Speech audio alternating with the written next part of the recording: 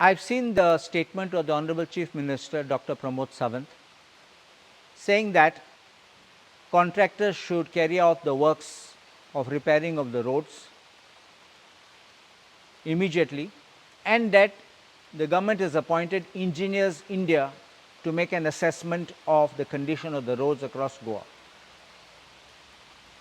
I say that this is something which is shocking, because the Chief Minister himself knows that the roads condition is assessed every day by the junior engineers, the AEs and the executive engineers on the ground, and they are the ones who know what is the condition of the road every day as they pass by on it or they work in the field, including the TAs who are involved. They know where the contract has been given. They also know what are the time frames and the guarantees and the warranties which have been given by the contractor. To ask an external agency to start now reviewing this will require correspondence, examination, inspections, and this will all take time, which means next financial year the works of the roads will perhaps be proposed, considered, budgeted, tendered, and then finally executed another year later. So which means nothing will happen for the next 2 years.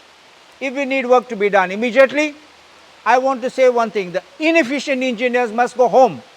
These inefficient engineers are sitting and collecting pay at the end of the month. First person's head who should roll is the principal chief engineer, Mr. Parsekar, who is on extension and extension. Why should he be there in the chair if he cannot perform? If you roll the head of the principal chief engineer, everybody will fall in line. We have seen the condition of the roads across Goa not just today. It is going on for the several years.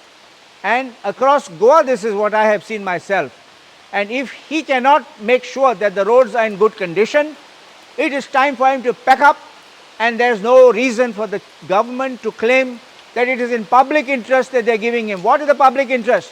There must be some other interest which the chief engineer, principal chief engineer is getting an extension time and again. Stop this thing, and once you have this accountability which goes to the top, everybody down the line will fall in place.